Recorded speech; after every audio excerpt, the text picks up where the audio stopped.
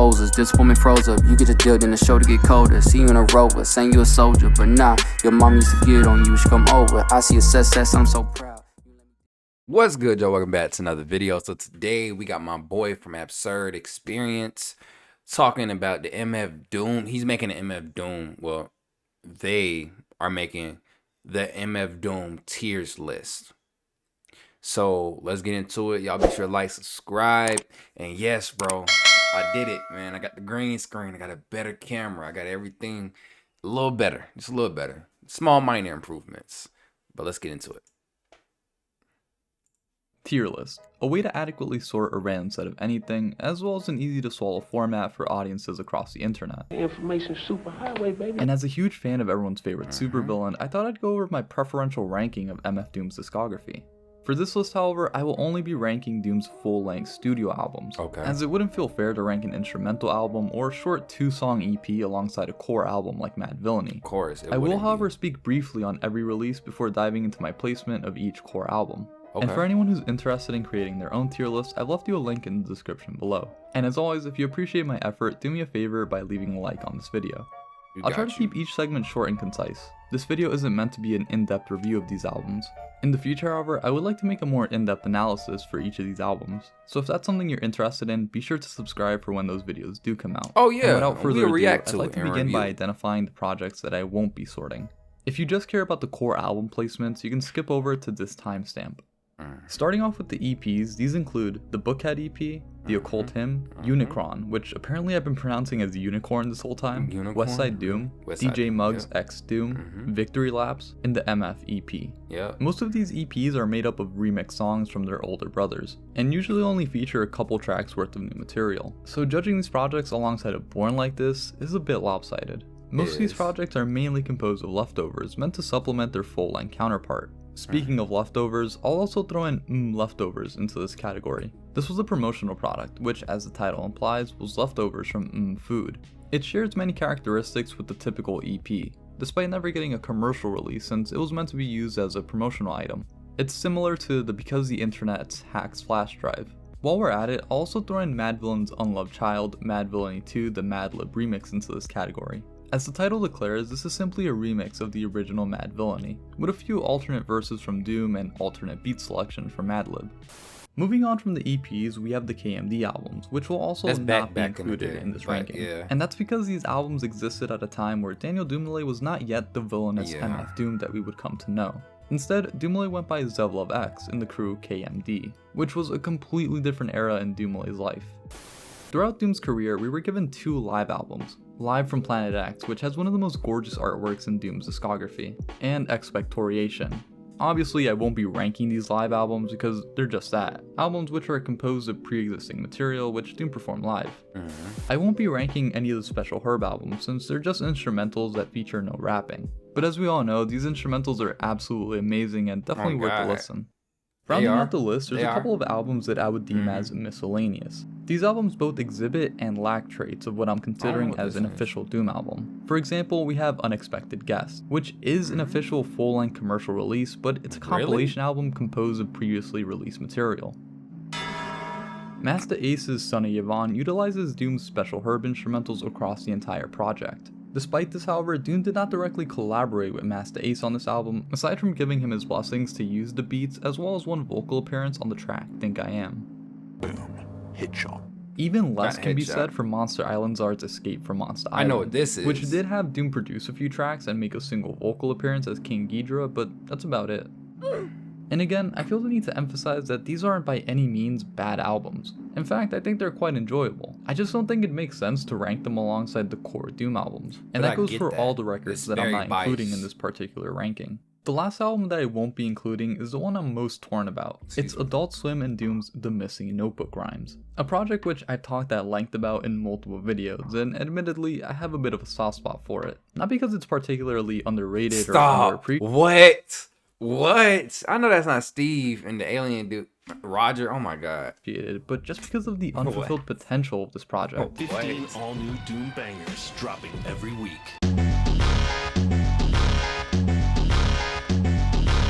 and as much as I'd like to include it, I simply can't due to its multiple glaring issues. For one, this project never got a true official release. You won't find this project on the Gastrol's website, and you sure as hell won't find it on any streaming service aside from SoundCloud. On top of that, as we all know, the missing notebook rhymes was cancelled before all the tracks were properly released. However, as I explored in my previous video on this subject, there exists the Metal Face SoundCloud page, which is speculated to host the remaining notebook songs. Keeping that in mind, if I were to rank the missing notebook rhymes, I'd either be ranking an unfinished project, or a project half composed of songs that haven't even been confirmed as the original notebook rhymes. It's just a really messy situation overall, so unfortunately I won't be including it here. With that being said, I still recommend giving the project a listen if you're fixing for some more Doom music.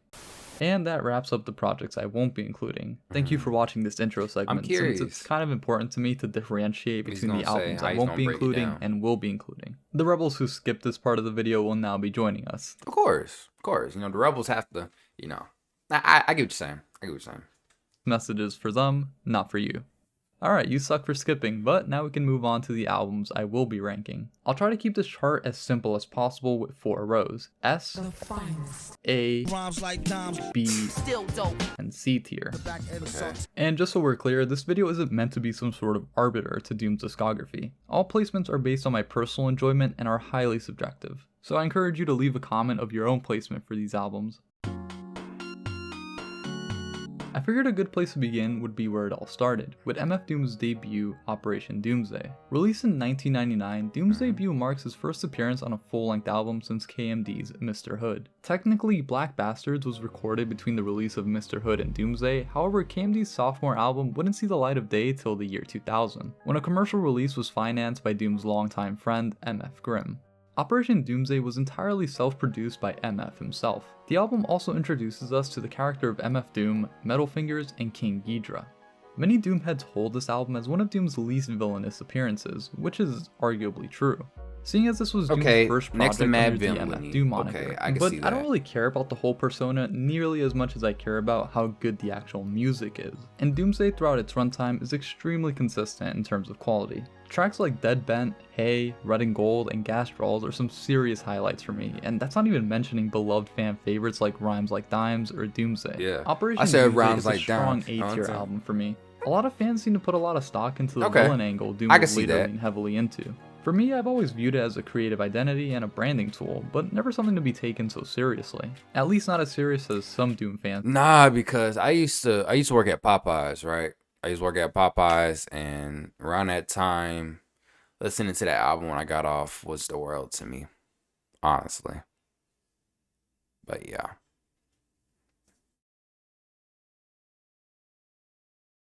My camera about to die, so give me 1 second. What's good with y'all? I'm back. I'm so sorry. It's been a whole day. Literally been a whole day, but we back to it. We back to the MF Doom tier list. Let's get back into it. You gonna take it?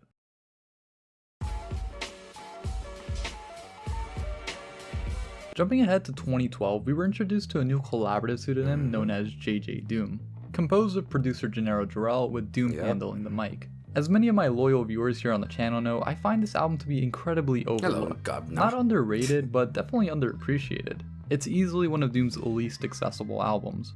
Key to the Cups was an album that came out after Doom was denied re-entry into the United States and exiled to his home country, like a real villain. Speaking of exile, my favorite track on this record is definitely Banished. Jarrell's production on this track is phenomenal. I love all the warped sounds he uses. It sounds so eclectic, but still pleasant to listen to. And if there was any artist capable of rapping on such a unique beat, it'd be our favorite supervillain. And Doom does not disappoint, coming in with a flow and speed to match the rhythm of this otherworldly instrumental.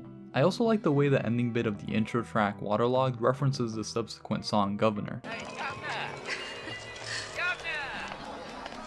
Even tracks like Dog Friendly, which feature no vocal appearances by Doom, are pretty good. With that being said, Key to the Cups has all the hallmarks of a good Doom album. I was gonna ask why exactly he got denied re-entry into the United States. Y'all let me know that in the comments below, please, because I always wondered that. I looked into it. I fully don't understand it. Can someone please just send me a message or something? My Instagram is Tario_3000. Just text me, do something. I don't care. Just let me know, please.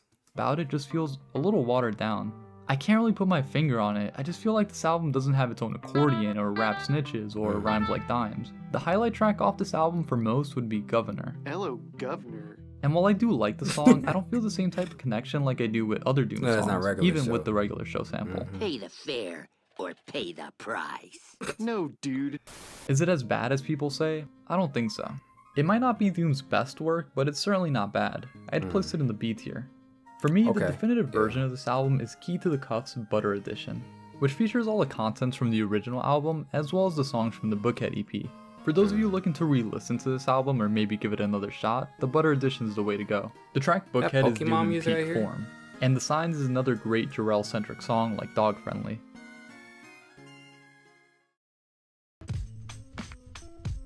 Come on now. That's Released S in tier. 2004, That's Mad S Villainy tier. is Everybody easily knows that. Doom's most recognizable and Yes. celebrated album. Over the years, it's proven itself as an influential and timeless classic.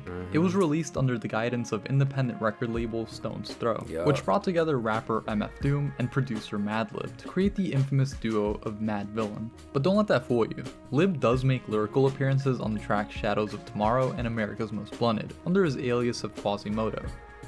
Doom also receives credit in part for the production on the opening track, The Illest Villains, an intro which sets the stage for the dastardly duo before dropping you right into fan favorites like Accordion and Meat Grinder. My personal favorites are Great Day, Figaro, and Rhinestone Cowboy. This album is nothing short of lightning in a bottle, and it'd feel weird to I like Hardcore Hustle.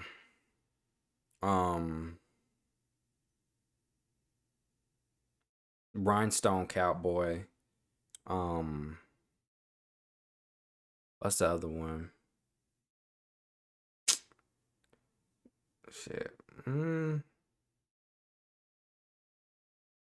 Raid. That dun dun dun dun dun dun dun dun dun dun. I might look at my phone. I'm trying to remember some other ones. I don't. I know the album like back in my head. I used to listen to this album all the time on the MARTA bus and the MARTA train. But I like those songs. Those songs stand out to me. I like Most Def on that album. Legendary. put it anywhere else besides S tier. I don't really like Danger Doom. I The personally Mouse and the do. Mask is a 2005 collaborative album released by Danger Doom, a duo which consisted of MF Doom and producer Danger Mouse. Much like Operation Doomsday, in terms of quality, this album is very consistent throughout its entire runtime. I'd say my favorite songs off this album are Vats of Urine, Perfect Hair, and Space Hose, or Benzie Okay. Box. So many of the songs on this album are so on par with one another in terms of quality that it's kinda hard for me to pick a favorite, but if I had to, it'd probably be between those. Nearly every song in this album features some sort of Adult Swim reference, skit, or sample. One of my favorite references is off El Chupa Libre, where Doom says, "The fact that Doom knows anything about Inuyasha is both hilarious and fascinating to me. While the average rapper references Dragon Ball Z or Naruto, Doom's out here talking about Inuyasha. It's a 2000s anime that only the supposed weird kid in your class would have known about back Nah, I ain't gonna lie to you. I don't feel like it was weird. I feel like a lot of people was watching it. It's just it wasn't culturally acceptable. Like it wasn't, oh, you're cool because you watch this anime, or you're cool because you watch this. People thought you was weird. Like you said, it wasn't, to me, I don't feel like it's weird. It's just nowadays people accepted being unique and being different. Before, people didn't accept that. People thought you was weird and I mean weird, but like you wasn't cool enough, but you are cool. So I don't know. I'm glad I'm glad schools are more diverse in what they watch when it comes to cartoons, because animes be better than cartoons, be honest with you. in the day. And yet, Doom champions that kind of outsider culture.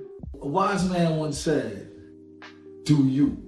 A lot of people criticize how encompassing the Adult Swim theme is throughout the album. Personally, I don't really mind it too much. The album is supposed to be Adult Swim themed, which the opening line off the album states. Adult Swim presents Danger Doom. My only issue with the skits and samples is that some of them go on for a little longer than I feel they should, causing the album to feel congested at times. Many of these skits could have easily been cut by like 20 seconds, and it would have given the album a much better flow from track to track. For example, on The Mask, the track could have ended here at 2 minutes and 43 seconds, but then it goes on for another 29 seconds.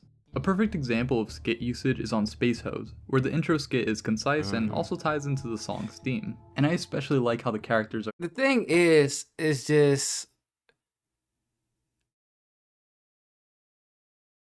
I need to live with this album. Let's say I don't necessarily don't like it. I need to live with this album. I realize if I don't live with it, if I don't play it around everywhere, if I don't go to sleep listening to it, if I don't be in my car, you know, if I don't be on the bus, because sometimes I take public transportation, if I don't like live with this album, I'm not gonna really like it. But Mad Villainy, I live with Mad Villainy. Danger Doom, I mean, well, Operation Doomsday, I lived with that. And that's that. I live with that album. Food. Tied in through the lyrics, Kinda. appearing as ad-libs when lyrics pertaining to them are brought up. Way back he used to rub his thorax and borax. Overall, The Mouse and the Mask is a fun album that doesn't take itself too seriously while also providing some great lyrical content from Doom. I'd put this album in the A tier behind Operation Doomsday. Venomous Villain was the second and last full-length album revolving around the persona of Victor Vaughn. The album is pretty overlooked, but for good reason. Despite my characterization of this album as full-length, the album is quite lacking in terms of actual content. The album runs for a little over 35 minutes, but Vaughn only raps for about 10 of those minutes, with the rest of the album being relegated to features and skits. I'd still recommend this album to listeners just because I'm sure you'll find an instrumental, feature, or doom verse that you'll really enjoy. For me, this would come in the form of the song Titty Fat, where Vic plays around with just 2 rhyme schemes for the entire verse, or Carl Kevorkian's feature on Dope Skill, where he mentions starting a bidding war among record companies for his music, only to end up releasing it independently, something which Frank Ocean would essentially do over 10 years later. To me, that line also describes Doom's approach to the music industry almost perfectly, but that's a video for another time. I'd place Venomous Villain in the C tier. It's not a terrible listen or anything, it's just really lacking in terms of actual Doom content. I get it. And that's a commonality you'll find across all the albums placed in the C tier. What a beautiful ring. Villainous rings and pendants of Doom are now back in stock. Orders placed before a limited time, Manscaped features and samples. My boy really got the promotions. I say perfectly because despite Ghidra only showing up for 5 out of 13 songs, the album doesn't feel all that lacking. And that's due to the way the tracks are laid out. The album is put together in such a way that you get an even dose of Doom, features, and samples, giving the album a more rounded and grandiose feel, much like a real movie. As soon as you're getting tired of a certain feature, Ghidra pops up, and before he can overstay his welcome, you get a sample collage as a palate cleanser. Long stretches of samples being relegated to entire songs is something which albums like The Mouse and the Mask and All My Heroes would have greatly benefited from. Out of the entire album, my favorite songs would be Antimatter, No Snakes Alive, and The Final Hour. I feel like a lot of people wouldn't consider this an essential Doom album, but it's definitely a personal favorite of mine. I'd place it in the A tier. Okay, I can see that. Released in 2014, Neruvian Doom was a collaborative project between MF Doom and Bishop Nehru, a much less celebrated album in Doom's catalog, as unlike many other collabs, Doom takes a backseat on this album to handle the production, leaving center stage to newcomer, Bishop Nehru, who was only a remarkable 18 years old at the time of this album's release. Unfortunately, I think Bishop's inexperience at the time was to this album's detriment. Nehru is undoubtedly a talented MC. I just think it would have been far more interesting for Doom to have worked with a different up-and-coming rapper at that time, someone like a Joey Badass or an Earl Sweatshirt, even someone a little bit older and more experienced like a Childish Gambino or a Blue. Regardless, Bishop shines through, delivering some quality bars. But nah, hear me out. They already like kind of paved their own way. I'm glad because I believe he's from the UK. But it's like, if you're a famous artist, you don't need to try to help someone else.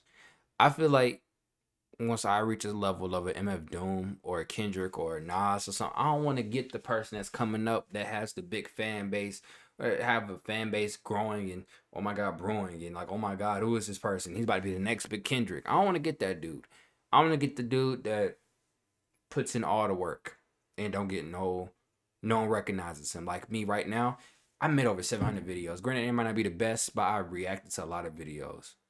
I don't feel like I should have a lot. I feel like I should have decent, but I know if I keep putting in this work, it's going to pay off over time. I want to get that person. Same thing with music. I want to get the artist who makes great music, is being very creative, and just really being themselves. That's the artist that I want to sign, personally, and make positive music that affects black kids in a positive way. So, yeah. My favorite songs, Ohm and Caskets. Another thing that I absolutely love off this album is the phenomenal skit and production choices, courtesy of Metal Fingers. Starting with the skits, I like them because they work perfectly in tying the whole mentor theme the duo have going on, with talks of meditation, thriving during times of hardship, and letting go of other people's perceptions of you, choosing not to care what people think of you. Personally, I really dislike a lot of the hooks on this album. Maybe it's because hooks aren't really a staple across Doom's discography, but also in general, I've grown to really appreciate songs that don't utilize a chorus. Don't get me wrong, Means the Most and Great Things are still okay songs, they're just not ones that I come back to very often. Except maybe the song Coming For You, that would be the exception for me. Regardless, the instrumental on all these tracks are fantastic. Doom absolutely killed it with the production across the album. It makes me wish we would have gotten one more solo Doom album where he handles the production almost entirely. Overall, the two clearly have great synergy together, and I would have loved to have received a follow-up album or EP with an older and more experienced Naru. I'd place Neruvian Doom in the B tier. Okay. It's not the best or the worst, but it certainly has some highlights for me. Totally get down with that. See, this, I have to live with this album. Czarface meets Metalface is one of the final MF Doom albums to have been released, dropping back in 2018. It's a collaborative album between MF Doom and rap supergroup Czarface, which is composed of duo 7L and Esoteric, as well as Wu-Tang's Inspect the Deck. I'm not really the biggest fan of Czarface or this album. For one, I feel Czarface just sort of ripped the whole comic book villain aesthetic from MF Doom, but failed to make the lore anywhere near as interesting or creative. Which is kind of disappointing when you consider Czarface is composed of multiple talented artists, while on the other hand, Daniel Dumile has only one mind, and still managed to craft some of the most imaginative and creative albums in all of music.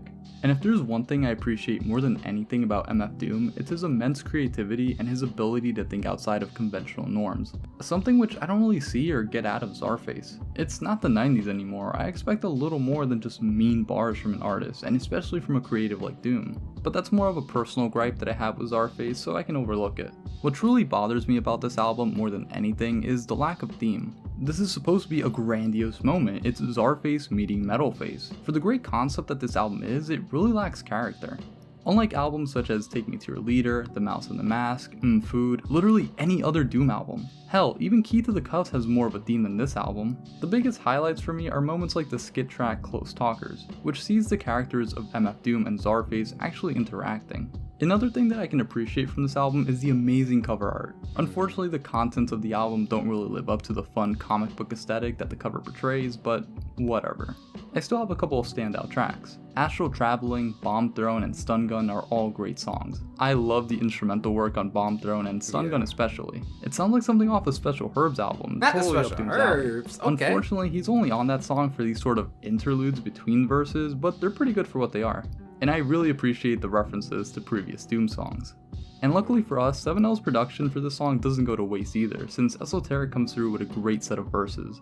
The only thing keeping this album going for me are the decent bars, but like I said, it's not the 90s anymore, and I expect a little more than just good bars. But again, there are standout tracks like I mentioned. I feel like this lack of theme but still really good rap would work better for a short EP as opposed to a 16-track album. I'd place this album in the C tier. This album just lacks a lot of the hallmarks of what makes a Doom album so good. See, I've listened to this album halfway and I was like, I'm not feeling it.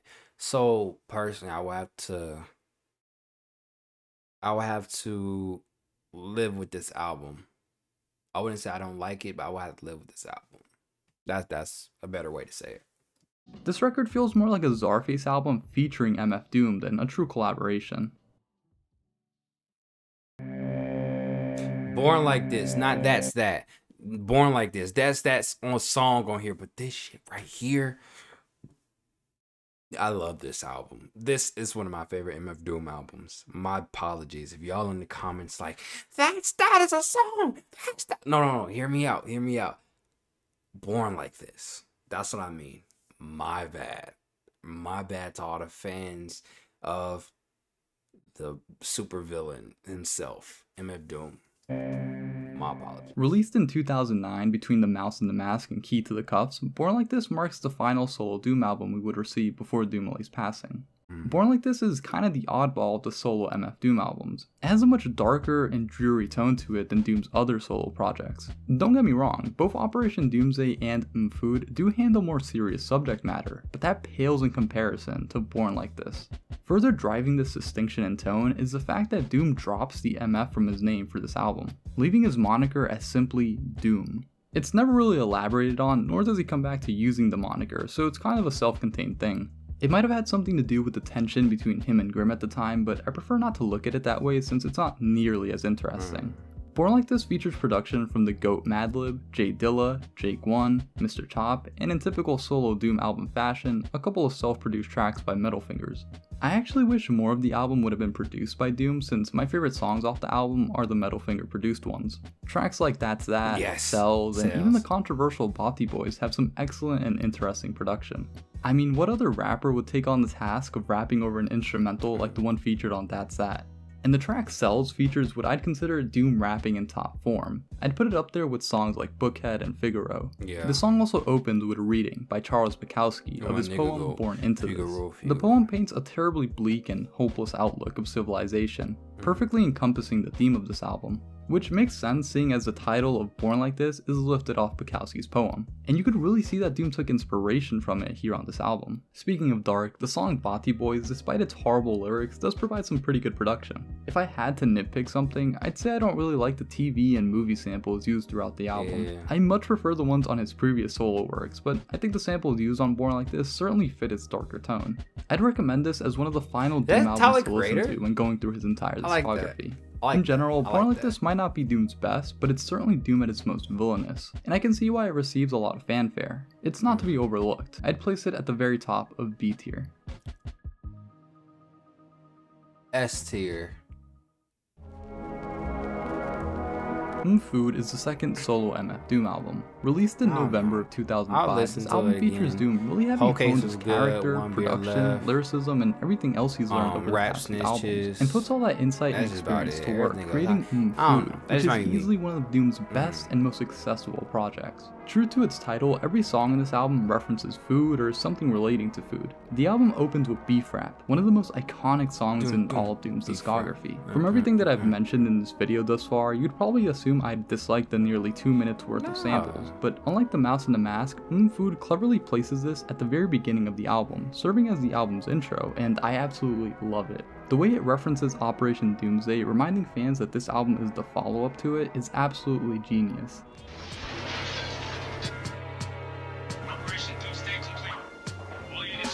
I also appreciate how the majority of skits are relegated to their respective tracks, instead of cluttering other songs, and all the skits that are featured on a normal song seem really fitting. The album of course features the iconic rap Snitches featuring Mr. Fantastic, and the song Potholders with the great Count Basie, which has to be one of the grimiest tracks of Doom's entire discography. In terms of production, Metal Fingers does most of the heavy lifting, but we're also treated to songs produced by both Madlib and Count Basie. The Count on Potholders and Madlib on the track One Beer, which was originally planned to be on Mad Villainy. Besides the music itself, the album's cover is an iconic work of art. If you ever want to gauge how successful an album cover is, you can usually tell by how often it's recreated and parodied. As for my favorite songs off this album, they include Deep Fried Friends and Con Carne.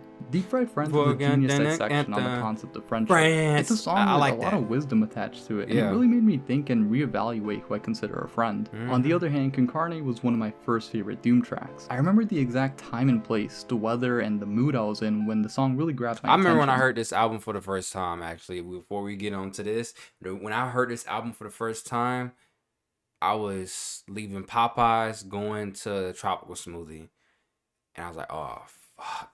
I really started to let this album sit with me. It's just, lately, I don't feel that same feeling. It's like, so you know, like music comes and goes. Like, I was heavy in MF Doom like a year or so ago. Now I'm heavy and not gonna lie, my own shit. I don't lie to you. I don't know what that's about, but that's just me. I don't know. I especially love the instrumental laid out throughout the song, which Doom complements beautifully with his verses. For me, the song has a really somber feel to it, but maybe that has more to do with how I was feeling personally when first discovering the song. Although the track is a dedication to Doom's brother Subrock, so maybe there is an inherent melancholic quality to it. And the closer track Cookies is a hilarious song, one of my favorite closers on any Doom album. Overall, Food is a fantastic concept album and a great listen overall. Despite it being 15 tracks, the album never loses focus, and it's a pleasant experience to listen to this record. Easily an S tier album. Thank you. Now, whether you put it above Mad Villainy is total preference. They're completely interchangeable in my opinion in terms of being Doom's best album. Sometimes I prefer Mad Villainy, sometimes I prefer Food. Right now, I think I have a bit of a lean towards Food, so I'll be putting it above Mad Villainy. But again, it's total preference. In a month or a week, I might feel differently. They're really just that interchangeable to me. Like I said, I haven't listened Released to in this. 2021, Super What is the first and currently the only posthumous release from MF Doom's estate. Super What is also the second collaboration between MF Doom and Czarface. And would you believe that I'm not really that fond of it? Most of my issues with the project are the same as Czarface meets Metalface, so I won't bother repeating myself too much. But unlike Czarface meets Metalface, Super What is a significantly shorter project, which I actually think works to the album's benefit since it's not as cluttered as its predecessor. Furthermore, with this album there isn't really a grandiose theme that the group fails to live up to, as opposed to the unexplored potential of Czarface meets Metalface. Super What has the benefit of being more laid back and able to sort of exist in its own lane. In terms of the album, I don't really feel Inspector Deck's presence on here too much. I think ESO and Doom definitely stole the show on this project, and that's perfectly fine with me since I don't feel like there's 3 different people clamoring for the mic this time around. Breaking the Action is definitely one of my favorite tracks off this album, and how couldn't it be with a lyric like Czarface, Wu-Tang, MF Doom Gang. I also really like the ending skit for Doom Onto Others, which features an advertisement for what I thought was a fictitious product, but it turned out to be for a real Czarface collectible figure, which has unfortunately been long sold out as of the time of this video's release. I guess I'd place this album on par with Venomous Villain. That costs damn near $80 now. Like either one of them by a significant enough margin to place one over the other. But if I had to, I'd place Super What over VV2, just because it's a more polished and well-rounded project. Yeah. S tier. The last album that we have is the beloved classic Vaudeville Villain. Released in 2000. I remember listening to this and it was like, that one song with Nicki when he was trying to have sex and he called her a hoe and she got all offended. Like I did that before with a girl and I was about to, you know what I'm saying, but I accidentally said, yeah, you my bitch, you know what I'm saying? And the rest was history. I didn't get none that day, man. They got offended. And I had to explain myself. I was in the, I didn't mean it that way. I just mean to play, but they didn't want to play that way. So I had to head on out, man. Vaudeville features the first appearance of Doom under his alias of Victor Vaughn. This album dropped a few months before a lot of Doom's essential albums, and I think it was a great precursor of great things to come. The production on this album is really unique. It's unlike what you'll find on many other Doom albums, except maybe projects like Key to the Cuffs or certain tracks off Born Like This. I think this distinction in production and the fact that the album is credited under a different moniker really helped to give Vaudeville Villain its own identity. This unique production is brought to us by the likes of Heat Sensor, King Honey, Max Bill, Mr. 10, and RJD2.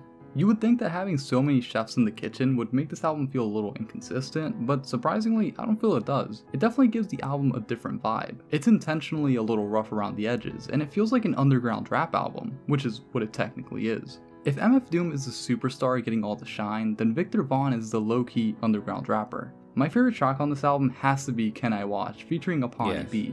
The way Nicki and Vaughn's verses flow into one another so effortlessly. 10 and RJD2.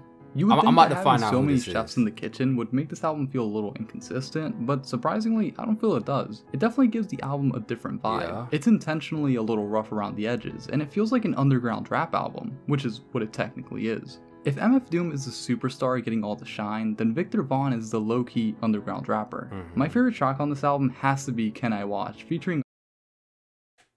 What? Hold on. I'm sorry. I literally have to do this mid recording because y'all don't understand. I love her rap voice.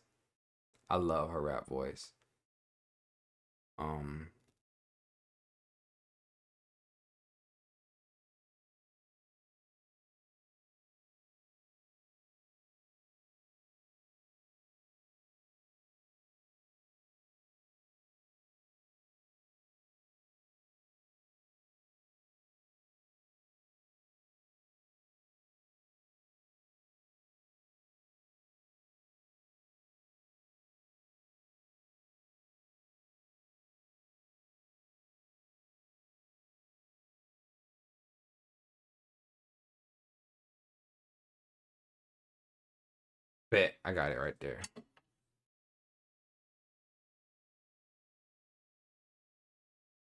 Bet. Okay. Connie B. The way Nicki and Bond's verses flow into one another so effortlessly is a wonderful listen. They just have a really good synergy. It's hard not to love this song. And the line on Never Dead, whoever gypped my locker and took my Donkey Kong game, is one of the funniest Victor Vaughn bars that I've noticed so far. Monster Island Czar's Rodan also kills his feature on the first open mic night.